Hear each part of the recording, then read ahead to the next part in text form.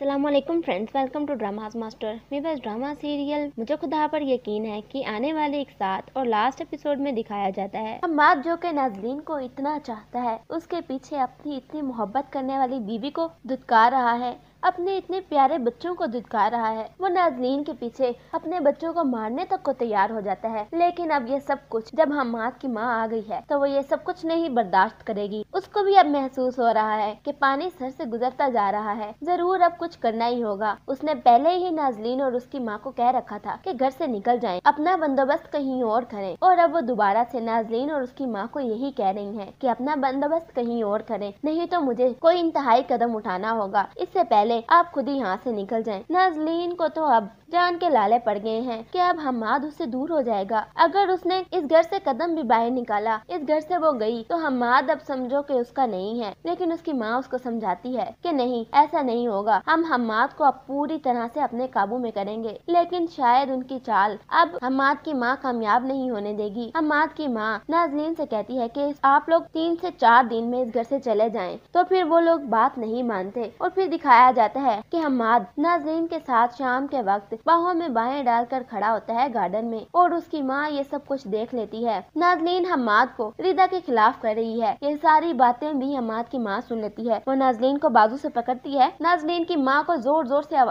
आवाजें देती है और कहती है कि अभी और इसी वक्त इस घर से निकल जाओ। दोनों माँ बेटियों के तो रंग ही फीके पड़ जाते हैं और वो कहती है कि हम लोग इस टाइम में इस घर से कहाँ जाएं? आप हम पर थोड़ा सा तो रहम करें, हमें कोई घर तो ढूंढने दें। लेकिन अब हम्माद की माँ उनकी कोई बात सुनने वाली नहीं। हम्माद भी अपनी माँ को रोकता है कि अम्मी आप ऐसा ना करें, उनकी जवान बेटी है, वो अपनी बेटी को लेकर कहाँ जाएंगी? जिस पर हम्माद की माँ कहती है जवान है तो इसको अपनी जवानी का ख्याल भी करना चाहिए था ना। कैसे एक शादीशुदा आदमी को अपने जाल में फंसा रही है, उसको उसकी बीवी के खिलाफ कर रही है, शर्म नहीं आती इसको? जिस पर नाज़रीन कहती है बस अब मैं और नहीं सुनूंगी, और अपनी माँ को कहती है अम्मा चले यहाँ से। दोनों अपना बोरिया बिस्तरा उठाती हैं और घर से बाहर निकल जाती हैं। हम्माद रोकता रहता है लेकिन नाज़रीन और उसकी माँ नहीं रुकती। दोनों पैदल चल रही हैं और एक दूसरे से कहती हैं कि हमने ये क्या कर दिया, इस बुढ़िया ने तो सारा खेल ही खराब कर दिया है हमारा। पीछे से हम्माद भी आता है उनको आवाजें देते हुए। हम्माद कहता है आप दोनों इस वक्त कहाँ जाएंगी? जिस पर नाज़रीन की माँ रोते हुए कहती है बेटा कहीं भी चले जाएंगे, लेकिन अब उस घर में वापस नहीं जाएंगे। हम्माद उनके लिए फौरन से ही किसी रेंट वाले घर का अरेंज करता है और वो घर इंतहाई खूबसूरत और हम्माद के घर से बहुत बड़ा और प्यारा होता है। वहाँ पर हम्माद नाज़रीन और उसकी माँ को रखता है। उन दोनों की तो जैसी लॉटरी ही निकल गई है। फिर दिखाया जाता है कि नाज़रीन जिसको फुरकान ने अपने ऑफिस में से ज्यादातर जिम्मेदारी दे रखी थी, उसी तरह इतना लॉस होने के बाद ने अब फुरकान ने सब कुछ वापस भी ले लिया। अपना कैबिन तक नाज़रीन से शेयर करने से इनकार कर दिया। अब नाज़रीन फुरकान से बदला लेना चाहती है और इसीलिए वो फुरकान को अपने काबू में करेगी और फुरकान से बातें करेगी। लेकिन फुरकान भी नाज़रीन की सारी हरकतें जानता है। वो नाज़रीन के सारे मैसेजेस, सारी कॉल रिकॉर्ड, सब कुछ रिकॉर्ड कर लेता है और फिर वो कहता है कि बेटा अब तू देख मैं तुम्हारे साथ करता क्या हूँ। वो पता करवाता है कि ये सब कुछ किसने किया था, जो ऑफिस में उनको इतना बड़ा फ्रॉड हुआ था। वो सब कुछ भी पता चलवाने के बाद यही पता लगता है कि ये सब नाज़रीन का किया धरा था, क्योंकि पहले भी हम्माद फुरकान ही इस रूम में बैठते थे